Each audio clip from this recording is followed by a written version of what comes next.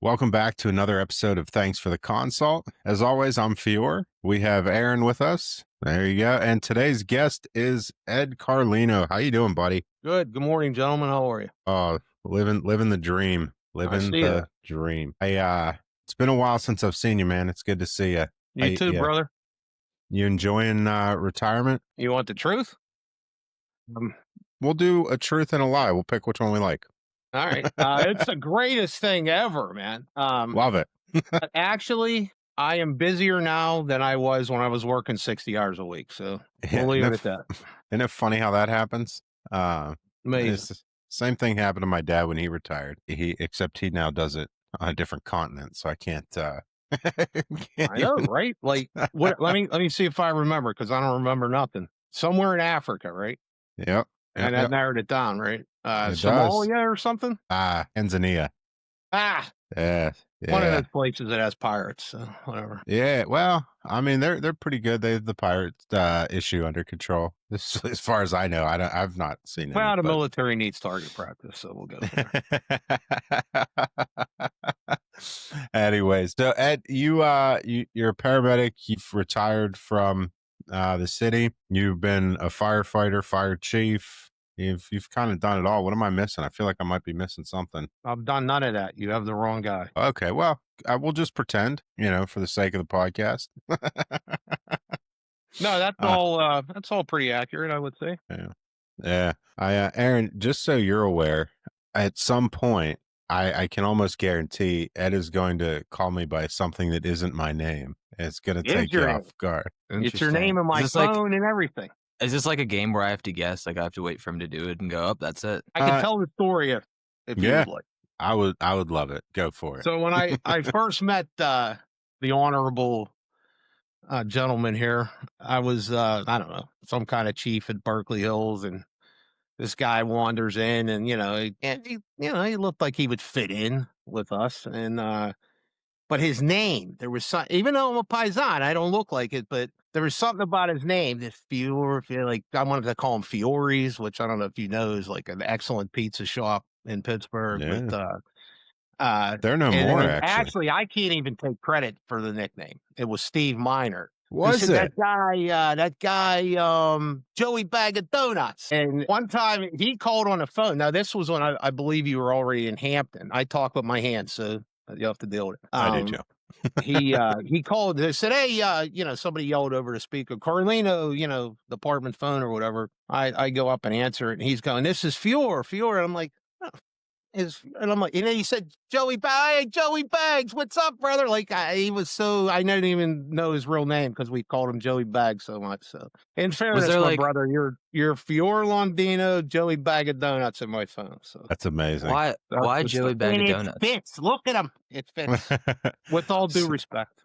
Yeah. So Aaron, there's one chubby guy in the next. I'm allowed to say that. So yeah, like one thing about Firehouse nicknames is they may not be, blatantly obvious, right? Like I wasn't always carrying around a bag of donuts or something, you know what I mean? Like it just, somebody says something and it ticks and that's it. That's your name now. But had some good times there. Man, that's going back. That had to be like 2004, 2005, somewhere in that time range. You could have told me it was yesterday morning and I don't even remember it. That's how bad my memory is. Yeah. But hold on one second, if I may, gentlemen. Hey, Wes Semple, in case you watch, look, buddy, I got my nasal spray. So, I mean, he'll understand fully what I'm talking about. Ed, do you want to shout out Rainn Wilson for us real quick? We've been trying to get him on the podcast. Rainn Wilson. Rainn Wilson. Yeah, he's the guy that's in the new Code 3, the EMS movie. Dwight Schrute from The Office. Do I look like I watch EMS movies? I'm just saying. You watch The I'll Office? give him a call. I mean, I don't know if he'll take my call, but so after they started like teasing the movie promos and stuff, I sent him a message and I was like, "Hey, I reached out to Rainn Wilson on TikTok to see if he'll come on the podcast." Because one of the things he did for the movie was he did a bunch of ride-alongs with, I believe, LAFD, maybe one of them. And so then, like, the next day I texted him, I was like, "Hey, I texted, I was like, update on Rainn Wilson, surprisingly." And then, like, I sent that and then waited a couple minutes. I was like, he didn't respond. I just remembered who that cat is now. His picture is in my. I got him now. I know who he is. Yeah, so we're trying to get him on the podcast. You know, Tell him Joey Bag of Donuts needs him on the pod. yeah, That would be enough to get anybody on there. That's right. Should Joey be. Bags needs you. If not, give me a call. We'll give him an offer he can't refuse. That's right. We were having some issues with some stuff at work with a vendor, and I told Wes, I was like, Well, that was you your got first problem. right? Well, I was like, you got me and Taylor. Why don't you just put us in some suits and carry some baseball bats? We'll get it squared away. I wouldn't go down the alley if you were in there with Taylor. Right? They opted to take a more diplomatic route, surprisingly. So Typical. right. Anyways, yeah, you how long have you been retired? Been a couple years now, or a year? I've retired technically in July of 2023, but if you ask some of my coworkers, they would tell you I was retired a lot longer than that. Fair enough. Fair enough. So you spent obviously the largest portion of your career in a very urban environment in EMS. One might say that. Yeah. Some might consider it a large-ish city. Yeah, big. What is it? What do they say? A big small town or something? Yeah, or something like that or like the town by accident or whatever, because we don't have like grid planning. We just have like this road, and then this one comes here, and this one cuts through the both of them, and it's. I mean, I don't want to jump too far ahead of you guys, but Nah. basically, when they designed the streets in Pittsburgh, they took a large piece of paper, they threw spaghetti on it, and that's where the streets ended up. So it's the original Italian town. It is. But I remember when I went to school at Point Park, and I remember a girl got hit in the crosswalk while I was down there, and I was like, I watched the whole thing happen. So like, I'm like first person on the scene, if you will, I guess, besides her. But and you roll up on the rescue truck. I'm like, what's up? You're like, what are you doing here? I'm like, I watched this happen. I promise I didn't push her. I was going to say, he was so first person on the scene, we had to get her off his windshield. So that's how first he was. Nah. That's not true. He didn't hit her. He didn't hit her. I was a pedestrian as well. Allegedly. Yeah, until the statute of limitations runs out. So, I was scene safety. You got to watch your surroundings. I saw you, brother, and you're a little intimidating. So that's right. That's right. Well, it helps me make those scenes safer. The more intimidating I am. I agree. So yeah, how long were you down there working at Rescue 2 or Yeah. all together? I spent. Let me know all of it. Yeah. Well, I started in May of 1991, and I was a city boy, so the urban environment certainly didn't bother me any. Actually, I liked it. That wasn't my first EMS job, but that was I worked at McCandless Franklin Park for a little while, and let's just say they were glad to get rid of me. I think, but I broke a few rules there. I think, but I think the statute of limitations is up. Tim Butler or Merritt Fasek or anybody's on here, but Linda Rieger, that's my girl right there. But anyways, shout out. But all right. So I started in 91, and I originally got assigned to Medic 3 in the West End, which I'm an East End guy, so that was like whole different world. Going to Ethiopia or something to use some more Africa things. But I had an interesting crew. If there's any city guys on here with any time, Larry Jones and Mike Renner. So let's just say I went from the frying pan to the fire.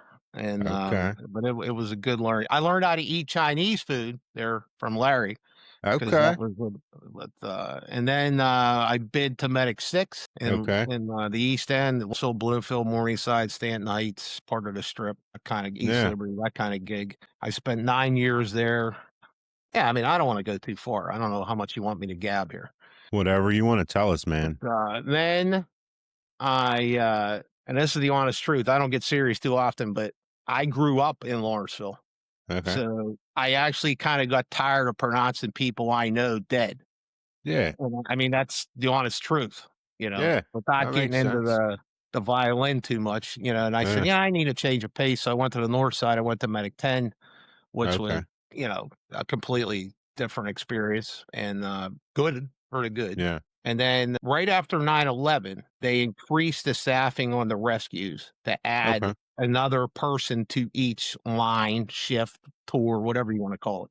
So I was really not going to put in for it because I only had, I don't know, like 12 years, 13 years on, and like, I always, from my background, loved rescue and fire duty and all that stuff. Even though we don't do much Yeah. fire duty, but I put my bid paper in at the last minute. It was due to the morning, and I put it in at like 2 a.m. And the next day when they come out, I got it, and I was like, wow. And that was Yeah. probably one of the best things that's ever happened to me, to go to Yeah. rescue. So, Yeah, right on. But I guess for those of you that aren't from this area here, whenever he's talking about switching areas, it's a whole new culture, a whole new, like you go from $1 million mansions to, project housing to business district, and then they're just you can walk.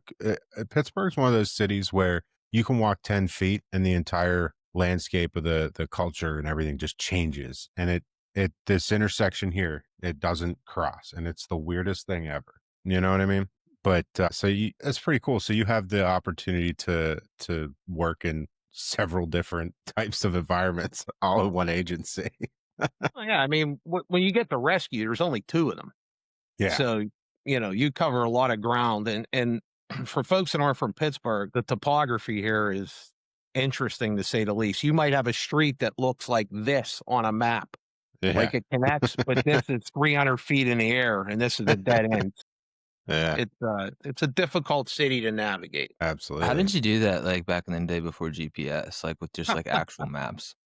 Well, we actually had like gas station maps. I don't know. I'm going to probably date myself a little, but the fold, the bifold, whatever fold maps that you could barely Yeah, see them, but you could always get on the air and say, hey, I don't know where the heck I'm at or whatever. And yeah, somebody would probably know where it was. Or you could flip to the police radio and say, hey, Medic 3 to police radio. Anybody know where, Joey Bag of Donuts Way is? And yeah, somebody would know, yeah, way before GPS, and Pittsburgh really never had like a good map, like if people know what ADC maps are that are big in yeah, parts of the country. yeah, I don't want to jump too far ahead, but when I got involved in the Metro DC area, like their maps were way better than ours. yeah. Well, the other thing, when GPS first came out, like it was useless in the city because the dense building population messed with the signal, because they when GPS first started, it was like on a skeleton framework. Now it works quite well. I don't know How if much did that it's delay you, like, getting out the door, like, having to physically take out a map and, like, draw out how to get to some Well, place? generally speaking, you kind of knew the direction to go. Um, when I first went to Medic 3, spending my entire life basically in the East End, growing up, it said, like, you talk about neighborhoods, right?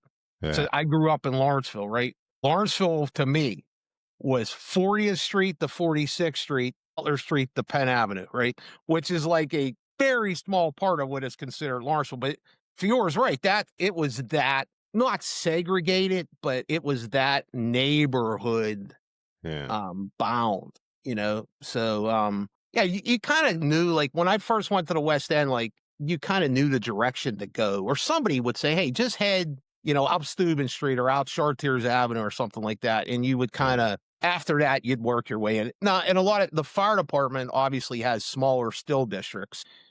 You could usually at night at least look for the flashing lights. yeah, I actually used that one time as a quick story, if I may. yeah, In Wayne Epps, we were on a job like, I don't know, a few months together, and we were both detailed to Medic 2, which at the time was on 51 near 88, steep South Hills of Pittsburgh. yeah, And we didn't know where the hell we were. We couldn't even find the street on the map, but it was like fall when the leaves were all gone, and we saw, blinking lights on the hill there. The engine company was on a Saint, so we kind of headed that direction. That's how we found it. Neither one of us knew where the hell we were. yeah, Yeah. But The it reason was that's it was interesting to me Ed, is just because, like, where I work right now, maybe 5 of the people we employ are actually from the area that we serve, whereas most other people either drive in, move to the area. So, like, without GPS, and I work very rurally, so, like, some of the roads aren't even marked. So, like, where I'm at now, like, I can't imagine trying to find a place without GPS. yeah, yeah. I mean, when I first worked at McCandless Franklin Park before I worked at the city, they only had one station then, the station there in kind of North Park.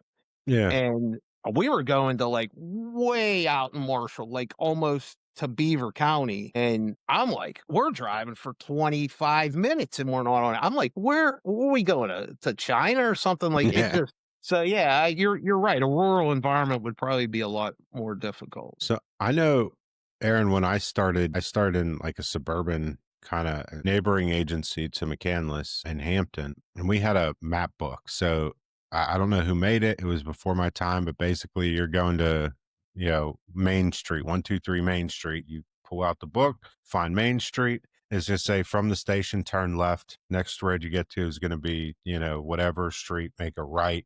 And then when you get to Main Street, if you're going to 100 to 200, make a left. If you're going to 300 to 500, make a right. And you just kind of looked for it.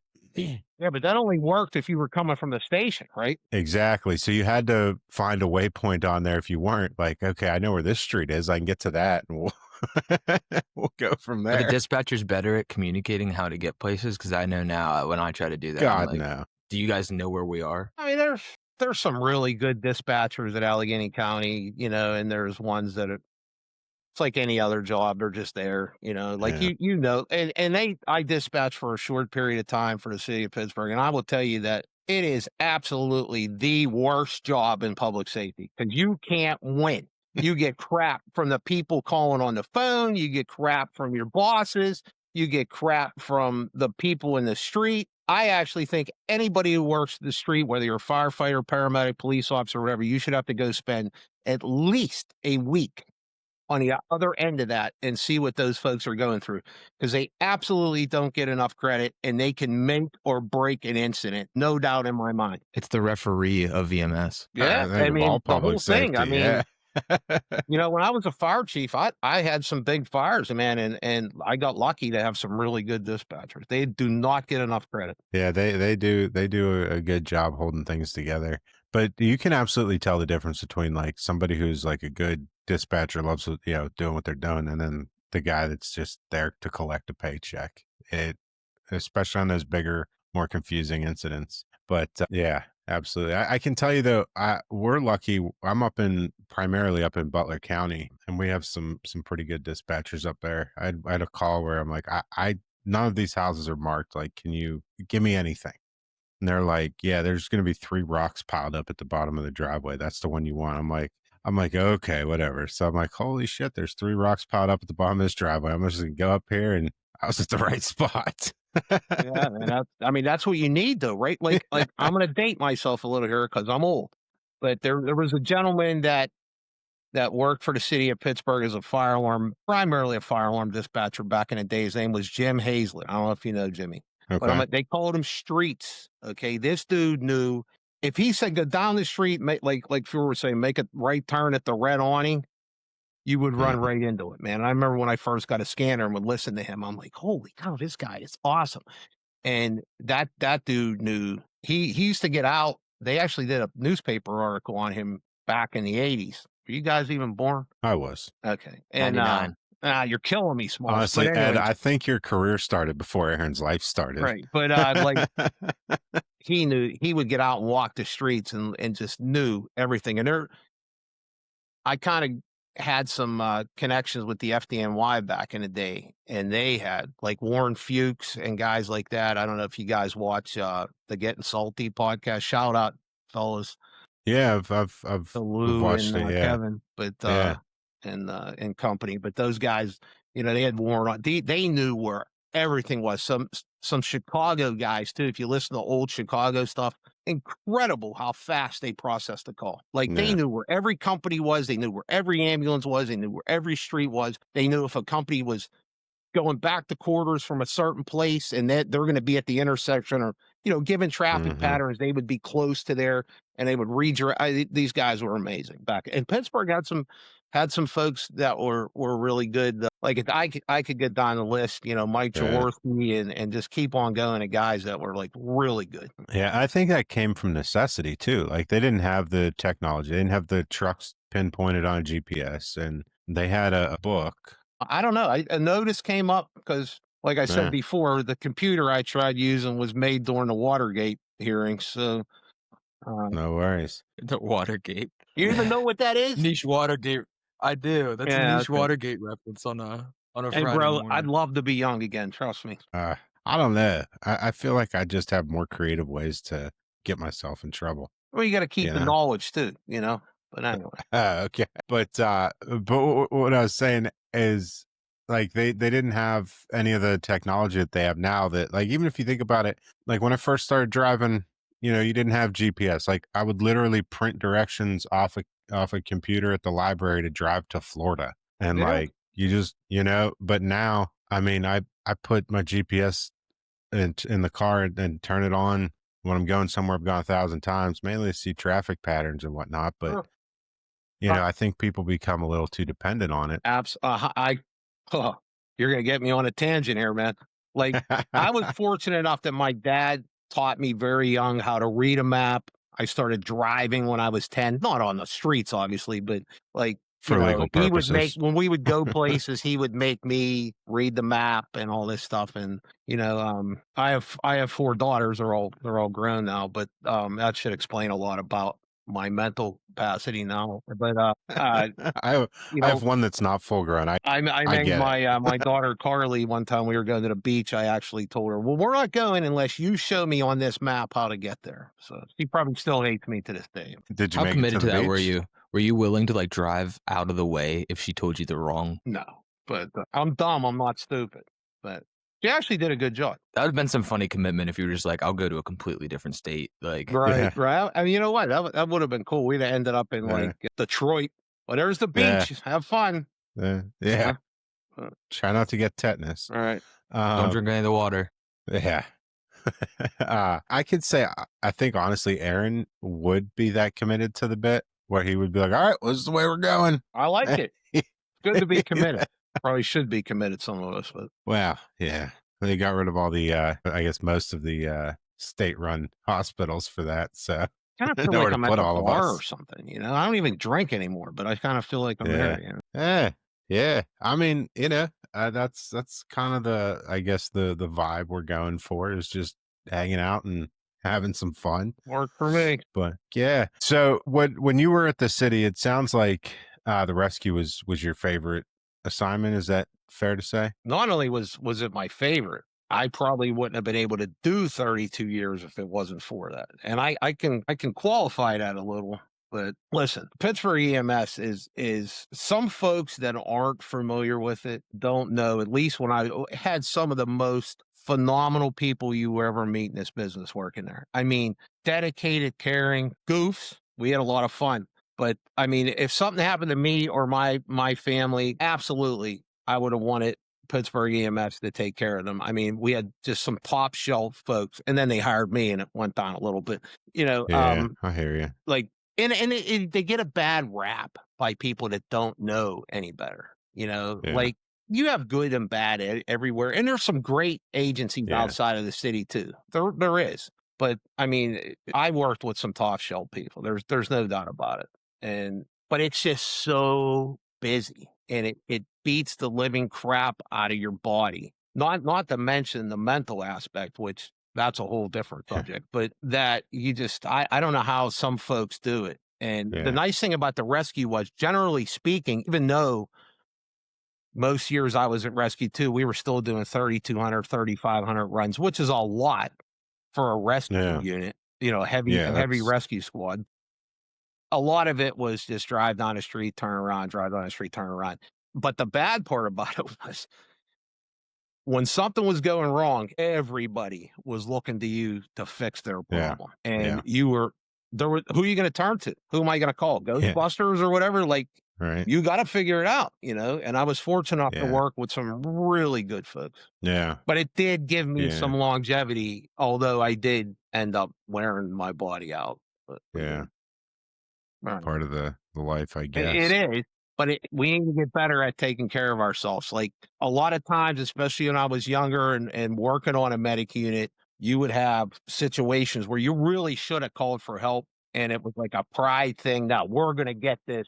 You Yeah. guys know this, but the fatter and the sicker you are, the higher you are geographically in a building, right? You guys know this, right? Yeah, yeah, So, absolutely. like, you know, I think and people put an addition on their house upward right. as they get sicker. So, like, Right, by and the time they I'm die, it's not just like politically 40 correct, stories. so if you wanted that, you probably picked the wrong guy, but, like, Yeah, you no. know, it's just, you know, we would do things and equipment-wise, like the Reeve stretcher, for example, Yeah, an absolute great tool, but it but I hate allows it. you to do things that ergonomically you shouldn't be doing, like get your Yeah, weight out away from your body and stuff, and yeah. you just I don't think people realize how physical it is. Yeah. No, it's extreme food. I think the other thing though is like, so I never worked in the city. I worked in a neighboring agency that similar setup. But like it's like I should call for help. And it's like, well, there goes our last truck on another call. So, who am I gonna wait for, them to tone out the fire department? We'll see if they get a crew because it's volunteer in the middle of the day and they're not staffed. Like, or am I just gonna like this patient's sick? Let me just make it happen kind of thing. And $100%. you're right. You do things that are terrible for your body, but it's kind of that, I'm gonna do what I gotta do to get the job done. What's your craziest extrication story? I know of somebody who had to take out an entire wall to get somebody out of a second floor building. Oh, I've had to do that. We've had some people trapped in bathrooms where it's amazing how like the average Joe that's not in this business would be like, you this can't be happening, right? But it is. Like Yeah. people, how do you get trapped between the toilet and the wall when it's like 8 inches there, right? And you How weigh does it 300 happen pounds. so How do you get in there? frequently?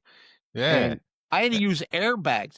Airbags, I'm assuming folks on here will know what they are. Pneumatic Yeah. lifting devices to lift a person out of a tub because they were so large that we were basically just lifting adipose tissue versus their actual Yeah. skeleton. And I'm not trying to be because I've been a big dude my whole life, but like I mean, I've had to use rope systems to get people down off of second floors because their steps were like collapsing and On. Yeah. you, 2 or 3 people, and the patient we would have went right there. You guys ever see Mother Jugs and Speed?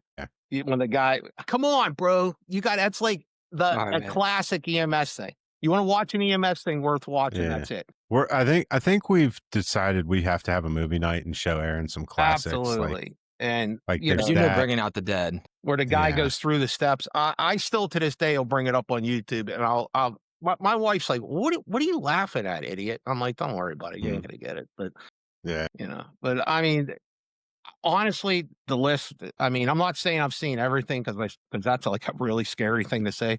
But Yeah. you know, Because if you think you do, that you'll be proven wrong very quickly. I always wish that I would have kept like a log of the cool stuff or Right. whatever. But Yeah. too late. Well, That's kind of what we're doing here. yeah. Yeah. It's honestly one of the things that we thought about doing this for is, telling stories. And, somebody watching this episode is going to think of a story that based off what you said, is going to trigger a good memory for them. Right, and But, the only people who are gonna believe it is other public safety folks. Everyone else is gonna be like, oh yeah. "You're full of it." Yeah, oh, yeah.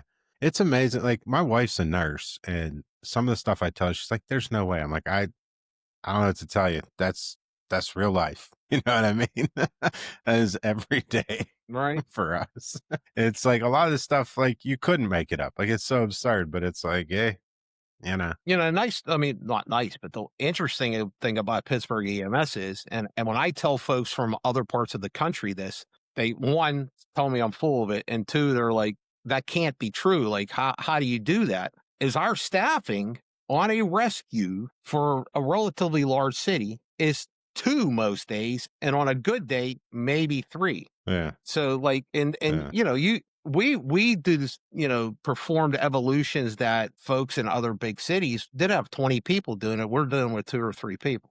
And the fire department would help, like if we needed to pull a rope or, stuff like that. But all the technical aspects of it, we basically had to do. And Yeah, it's what I'm going to. I worked with some of the best people yeah, in the business, hands down, hands down. yeah, yeah. Well, I think the other like you don't have the option. It's either get good or you fail, right? Because most other larger cities, the rescue truck's part of the fire department. It's not coming out without an engine, a truck, another support I mean, you could Kill it have with one person manpower. on that rescue truck and you've got 30 people coming regardless. You know what I mean? Where it's like, hey, you've got the 2 on the medic and you got the 2 on the rescue and maybe a district chief coming and figure it out, you know? And depending on who the district chief was, maybe he didn't want him there. I'm just saying. Sorry, No. guys and gals, but that's a joke. But Yeah. I don't think it's a surprise to anybody, but that in every organization, there's bound to be at some point or another bad leaders. no. Are you serious? I'll Yeah, have it's to they work them out, get them out of there, and things get better. But sometimes you got to work through the weeds a little bit. One thing you do have to be careful with though is when you have a hillside rescue Huh? and you only put the bottom section of your harness on, you don't make it a class 3 and you're climbing up the hill. If your pants do in fact fall down, everybody is going to know that. I need I'm way telling a more story for somebody else, information. of course. That would never happen to me. But Yeah, no. Well, what happened to this person that isn't you? yeah, I don't know. I'll give him a call later when I call that gentleman from Yeah, Rainn Wilson for you. I think his name is Ted. yeah. It's Ted. Ted, I like it. Yeah. No, that would be funny. I'm not a huge fan of the rope stuff. Never have been. I don't foresee I ever will be. But yeah, yeah, more power to you guys doing One thing that. about Appreciative ropes, of you, Whacker rescue guys, but I know, no right? interest. I know. The one thing about ropes is if you screw up, somebody's going to know. Just saying. Yeah. You might not know, and your patient might Yeah. not know, but somebody's going to know. Yeah, the people watching you plummet to your death will. Right. That tends to be a problem. I don't know. Yeah. Hey, what were you gonna say, buddy? I said about Whackers. The other You guys are bald whackers. guy You in like- this you like- podcast. Let's Yeah. go. Yeah. Yeah, you guys do rescue stuff and it's important, but it couldn't be me. No. Well, the nice thing about and people that don't get out of this, and you said it earlier, Fjord, where Pittsburgh is like, people that don't get out of Pittsburgh go, well, we do this thing called medically directed rescue, which I used to get jammed because I would teach this kind of stuff too, along with some really good folks. And I'm like, you have to bring the medicine to the person, right? If they're stuck on a roof of a building or in a collapsed building or in a trench or wherever, under, in, on top of whatever, if you can't provide medical care to that person, Yeah.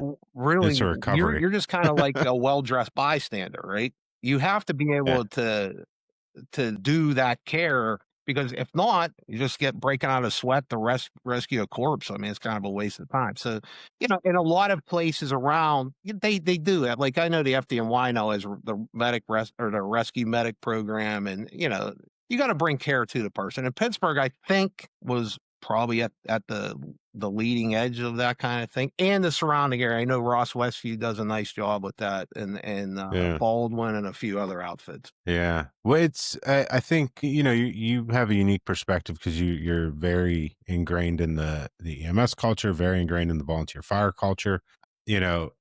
There's, I think, some level of pride where historically the fire departments in this area have done the rescue, right? And even though it's certainly not what it could be if it was staffed 24/7 by, paramedics and, cross-trained paramedics with, rescue, um, training and certifications. It's like, well, I'm not giving that up because that's my daddy and his daddy before him been doing it this way. And that's the way we're going to do it until the town collapses.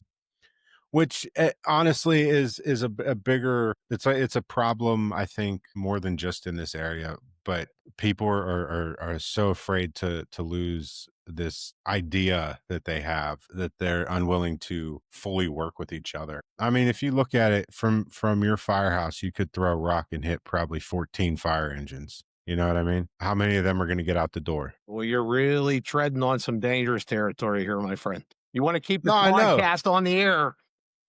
No, hold on. But like, if we would There's actually, a 0% chance we get canceled by Whackers. There's a 0% chance. But if we'd actually work together and like, okay, well, you got 2 guys, I got 2 guys, and Aaron's got 2 guys, we got a full staff right now. Why don't we make one fully staffed out the door? And the same thing with EMS. How many, with what I'm doing now, I see it all the time. Hey, go here to complete this crew. They got 1 man ALS, 1 man BLS going to this call. And it's like, so does your neighbor. Why aren't the two of you on one truck? Well, You know what I mean? I do, but there's something unique to EMS that fire and police tend not to do. And I know that we've talked about this before. I don't understand what the thought process is about trying to study yourself out of business, right? Like EMS is Yeah. always trying to find a way to do more with less. And it's not like it's being pushed down from the top, it's being pushed from the Yeah. bottom up. Like I think one of our greatest asset is we're individual thinkers. Our greatest deficit is we're individual thinkers. Like the fire department, police departments tend to be more paramilitary, where you're told, Mhm. okay, run through that door. And oh, yes, sir, or ma'am, Mhm. we're going to run through the door. Where EMS goes, well, why don't I just walk around to the back, But so Yeah. that's good and that's bad Yeah. because we're always, and a lot of folks that are EMS don't look at it as a career path. They look at it as something they're going to do until they go to medical school or Yeah. whatever, which is fine. But Yeah. so, the fire department would never show up with like two fully trained firemen on an engine and like a couple guys that know how to use an extinguisher, right? Yeah. The cops would never show up with like a police officer fully trained with a weapon capable of arresting somebody and like the guy that just Paul does Blart. yeah, right. Is not trained to that. But in EMS, we still think it's okay to show up with like, and I can go way back to where I remember where volunteer ambulances would get toned out for a half an hour. And I'm not exaggerating Mhm. before like two grandmothers in their white smock with orange and blue star and a star of life on it would show up, which at the time might have been okay, but we had to catch up. And until Mhm. folks in EMS, first of all, if you're willing to work for garbage money, they're going to pay you garbage money, right? Absolutely. And until you say I'm not going to do that anymore, I know I'm probably getting way too serious for this, but You're good.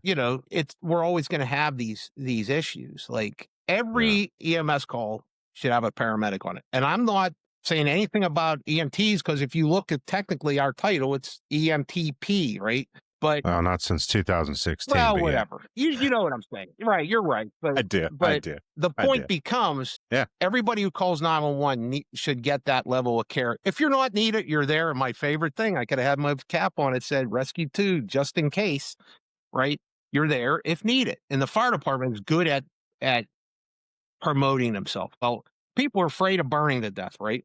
Yeah. Even though the chances of that are very small. I don't want to burn to death. I don't want my family to burn to death. So Nah. we're I'm the too fire pretty. I can't department, get and burnt. there's a fire station 4 blocks from me, fully staffed. There's at least 8 guys on duty there right now. Okay. And I know when I call, they're going to be here pretty fast. So, and they have the full complement just in case. The same thing needs Mhm. to apply to EMS. And until we pull together and realize that it can be a career path with proper pay and proper benefits and the little small, like you said, bro, the little kingdoms kind of got to go away. Yeah. But I know I'm getting off on a tangent, but No, Well, no, I you're think that good. that's going to be a self-correcting problem, though, because a lot of the people who engage in that, unfortunately, their services are going under to the detriment of the communities that they live in, and then eventually somebody else will pick up the slack. But Yeah. It's the it's problem harder that and harder I to stay in see business doing that.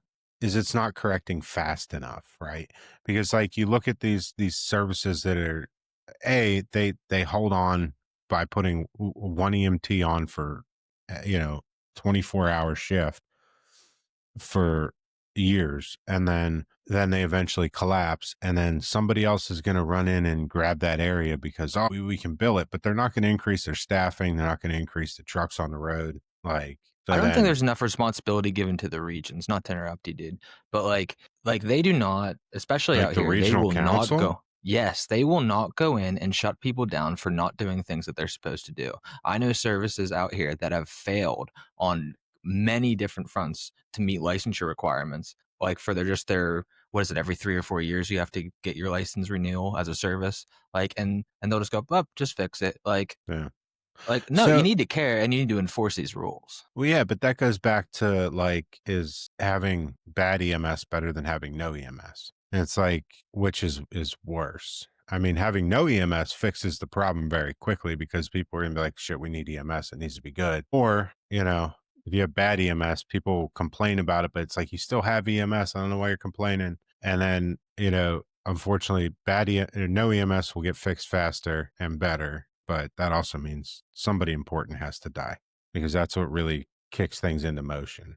Well, you can just make it like some unimportant people for a little while, and nobody will care. Well, I'm not saying that. I'm actually saying that genuinely. Until somebody's family member who has pull within the authorities to fund and drive the change is negatively impacted by the system that they have in place, typically nothing gets done. And Well, I'm and not usually saying those that's people live in everywhere. cities where it's like they already have a countywide, city service established where those people aren't aware of that. As somebody who, I was interested in moving to the Metro DC area back in the late 90s. And I was just putzing around on a computer one day and, well, I'm probably going to make some enemies or friends here. I came across this company called Kentland. You guys familiar with it? It's in Yeah, the Prince old George's County, Maryland. 33 boys. Extremely busy company.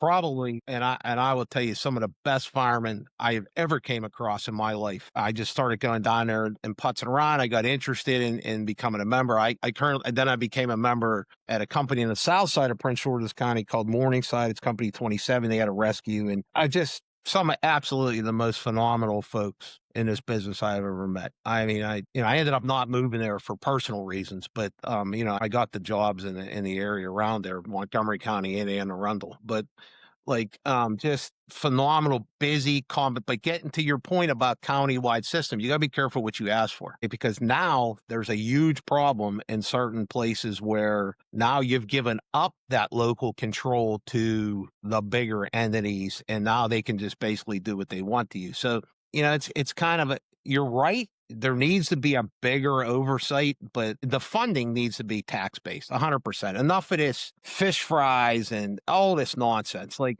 that's got to go. You're looking at the volunteer side. You need to train, go to calls, and that's it. You need to be fully funded. And I know Joey Baggs knows about my Ross Township involvement and how active I was in trying to get that system changed. There's been some changes, but I will tell you that I'm not even going to comment on this. Let's Yeah, just say that no good deed goes unpunished. The volunteer correct. fire service will, in fact, when they're done with you, they're done with you. They use you up. I don't want to make this a negative podcast, but No, it's I just, gotcha. it's a shame what we do to each other. It really is. Absolutely. You know, I can attest to that. And it happens, I think, in public safety as a whole. I mean, probably across many industries, but I think it comes from genuinely people's fear of inadequacy, right? It's like, well, if this guy was doing it better than I did it, We and talking it about really comes EMS or something else here? Some guy did. everything. Yeah. Just like EMS, fire, whatever. But like, And I the think it fire wasn't one of my service. best jokes, I guess. It kind of slid Yeah. right over you, I brother. got But it. anyway, I'm usually a Sorry. little sharper, but go ahead. Sorry to interrupt. But no. You're good. You're good. He was too busy thinking about a bag of donuts. Yeah, yeah, I am. But like, if it's and it's compounded in the volunteer world because it's election based, right? So like, I don't like this guy. I'm gonna just me and my buddies are gonna get him out. We're gonna elect somebody else, right? And then the progress stops. So, and I'm not saying everybody that's ever held an elected position is that way, but there's unfortunately, I think, more of those people that it's based on popularity rather than qualification in the volunteer world, and it's unfortunately makes for uh, a bad product at the back end, and then it translates into the paid EMS world with these little services that aren't getting by. I don't even know how they're keeping the lights on, honestly, but they'd rather go down in a blaze of glory than merge with their neighbor to make a better functioning service because, well, I want to be the chief. No, I want to be the chief, but I'm the better chief. I'm the better chief. You know what I mean? Well, one of the So problems you run into is sometimes it gets confused where people say, "Well, Pennsylvania is a commonwealth. That's why," and that's not true. That's just another term. It doesn't mean anything different than a state. It just means that the way that like Allegheny County, for example, I believe it's a home rule charter type county. So the responsibility reverts to the not lowest in quality, but lowest form of government, the Yeah. smallest form of government. So each individual municipality has that burden placed on them, and it's a pride thing. That's one of the 7 greatest sins or whatever that Yeah. The crap 7 is. deadly Said sins. deadly Yeah. sins. That's it. Greatest sins. It's my Catholic education coming in, but Yeah. you I know, won't. I won't tell your nuns that right, you right. didn't have that one. Yeah. Funny story about nuns. So there was a nun that her name was Sister Beth, and when my oldest daughter Jamie went to school, of course I made an impression on Sister Beth, not necessarily good, but she's looking down and she goes, "Jamie Carlino, your dad still owes me detention," and that was how many 20 years, whatever years, but What did you do that she remembered you still had outstanding I detention I don't know 20 if the some statute years of later? limitations is up. That's awesome though. That's impressive. You really made an impression on that Honestly, bro, I sister. I wish I was the biggest liar in the world, all the crazy shit that happens to me. But like everybody, including my family, they all tell me you need to have a camera on you all the time because just this Yeah. week, a bunch of bizarre crap happened. Or you Yeah. can just strap a GoPro to your head. Yeah. Right? We could. Yeah. Like I just wouldn't have to do nothing but just go through life. Like there's a gentleman who's a chief at Pittsburgh EMS, Tony Dorkowski, that said, and he said this with all the love. He's my brother, but he would say, anytime I feel bad, I just think of what would happen to you, Eddie, and I feel better. I'm like, I'm glad I can help you out, Tony. But That's amazing. that's a true story, brother. You can call him up and ask. No, I like it. That's a good one. One thing I can honestly say that has me questioning right now, or a question I have is, have you found your car keys yet? Oh no. Your Aaron's like, what? Bro, I would lose when I first became a volunteer fireman in Millville, they were really quick, right? Like they had 2 engines in a truck, and I only lived across the bridge in Lawrenceville, mile and change away, but I couldn't make a piece. These guys would get out quick. So the deal was I keep my gear with me, right? So what do you think I would do? Like there wasn't all the fancy push a button on your phone, unlocks your car stuff. So I would get my gear out of the trunk, not thinking, I would throw my keys in a trunk, shut the lid. Where do you think my keys? They're locked in a trunk. I would have to call my dad. I was 18, 19 years old at the time. In the middle of the night, they'd come over with a spare set of keys to let my dumb ass back in. I just cannot keep track of stuff. If I could have the time that I spend looking for stuff back. Yeah. Oh my God. Absolutely. And to this day, continues. I do, in fact, know where my keys are because I'm looking at them, but that's the only reason. Yeah. Yeah. It was always like, if he's like, all right, I'm going home, I'm leaving, you'd see him with, at least 5 more times just looking for his keys. And then someone would say to you, right, you lose some. What did they say? Well, where did you have it last? Well, if I knew where I had it last, it wouldn't be locked, right? But that's what everybody says to you. The other thing My mom I used hate to is tell me I look with my mouth instead of my eyes. I always hated this saying, "Oh, I found it. It was the last place I looked." Like, who the hell's out there keeping looking once you found it? Hey, you know what I mean? right? Like, And whenever I I found moved it, but I out, don't want it to be the last place. whenever I moved out of my parents' house to the apartment that I live in now, I was like getting rid of a bunch of stuff, throwing trash away, all this, and it was like the night before I was supposed to move out. And I was getting my stuff. I had to work the next day actually, so it was 2 nights before I was going to move out, and I had like a 24-hour shift. Like it was like a whole thing. So I was needed on to the have phone with everything you for pulled this. together. Yes, you were. I was so mad I hung up. I could not find my medic keys anywhere, and I had just gotten a job at a new service a couple months before where I was made a supervisor. I was like, oh, this is great. Had a key to the office, all that stuff. I had it on like one of those little, retractable lanyards.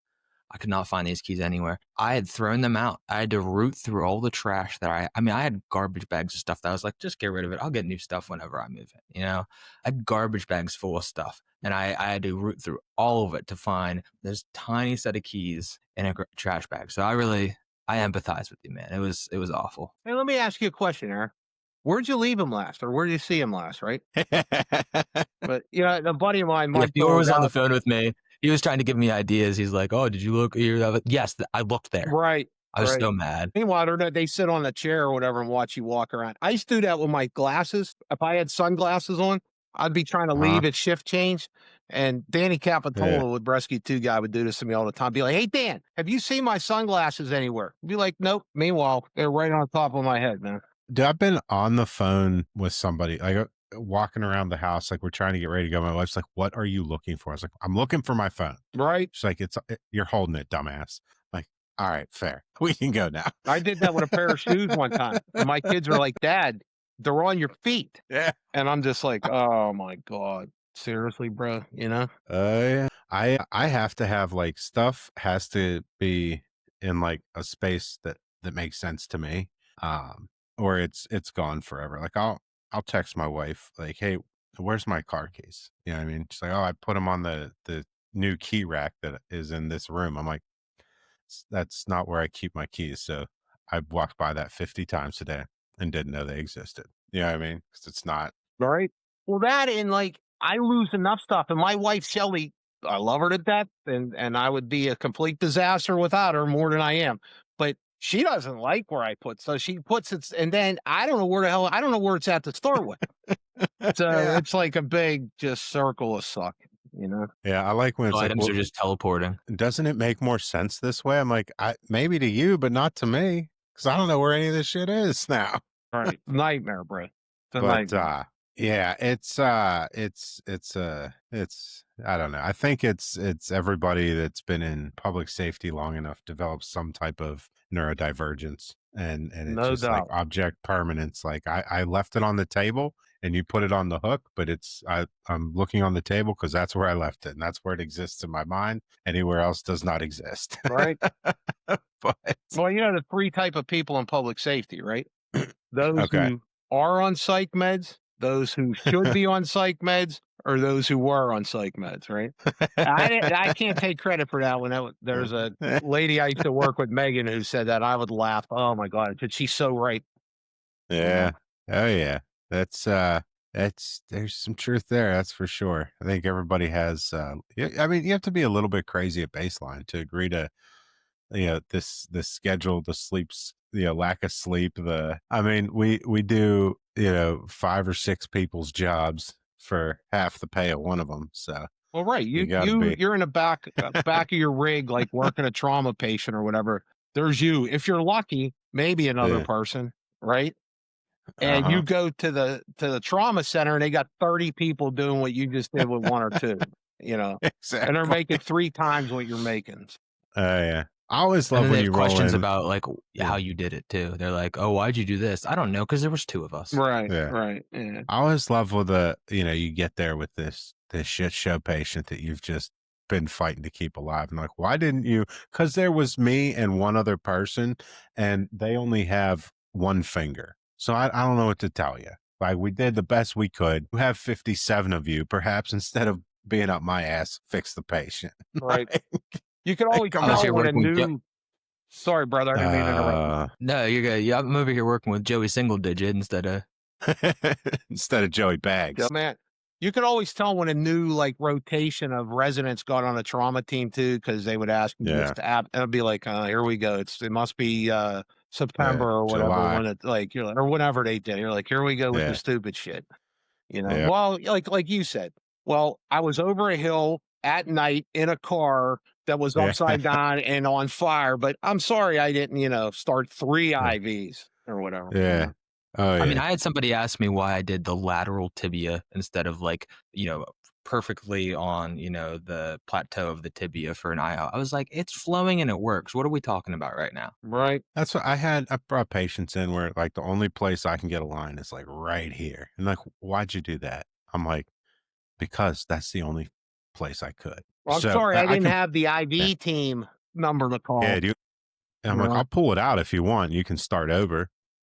You know what I mean? I think in the big trauma centers in Pittsburgh, though, they're pretty good. They are. They're pretty sharp. They realize, I think, the conditions that, Well, most of them. I There's gonna be a think, knucklehead every yeah. now and then, but Well, there's always somebody in that room that has at one point or another been made to ride out with us on an ambulance, on a response truck, on one of the physician response vehicles, on something, so that they know exactly like you're seeing when we roll in, you are seeing the best case scenario, and you have no idea the condition that of the scene where they found this patient, like you said, upside down in a car that's on fire over a bridge. And then I think they kind of they tend to have more respect for I'm glad you made it here because honestly, there's some where yeah, I've been on scenes where I'm like, I like you roll up and you're like, I better get to thinking because I don't know how we're getting out of this one. You know what I mean? Yeah, but in fairness,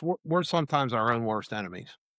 And, Yeah. you know, like, Oh, yeah. so it is what it is, fellas, right? It is. It is. Well, hey man, it's been awesome hanging out and talking with you. We'll have to I do got a this again lot more soon. material, by the way. Yeah. We'll absolutely have to have you back on and do this again because I've had a blast. I don't know about you. Yeah. And I haven't had a drink Yeah. since 2007. So, Very you good. know, I mean, we typically power the show by caffeine and so you don't even need alcohol on this show.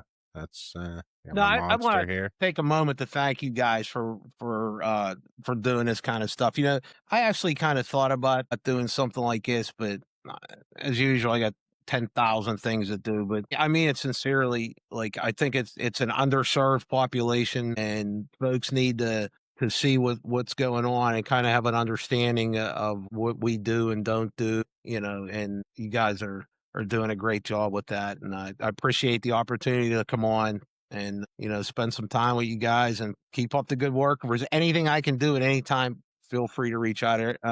Joey Bags, you can give Aaron I've my been number. looking for an investor and a loan shark of sorts. If you're looking to help, Well, we can't do it on the air, but give me a call. Yeah. right? I'll have my people talk to your people. Right. We'll work something out. I'll get Joe a bag of donuts to give you a phone call. I'm telling you, if your representative from your loan company is Joey Bag of Donuts, just know that your kneecaps aren't long for this world. I would Like that's definitely, just without a doubt, take a loan from that company. I mean, I get 37 calls a day trying to give me a loan with the spam calls. right. And next time you get one, then be like, no, but I have a loan idea for you. I never get to that. I can't deal with it. Prince of Malaysia really needs our help. Right. Yeah. Be like, this is excellent timing because I just we need to get all the money together we can to support the Prince of Malaysia. I like it. Do it. But Ed, thanks man for coming on. Thanks for the consult. We really absolutely mean it. We loved having you on. It was great. And we'll for sure be trying to get you back on here. But any final thoughts, any final words from either of you gentlemen today? After you, Aaron. I'm chilling. Attaboy. Like I said, just Some wisdom there. keep up the good work, fellas. Thank you. Well, hey, thank you again for the consult and for all you at home that like what you see, want to get involved, please feel free to reach out. Thanks for the consult at gmail.com.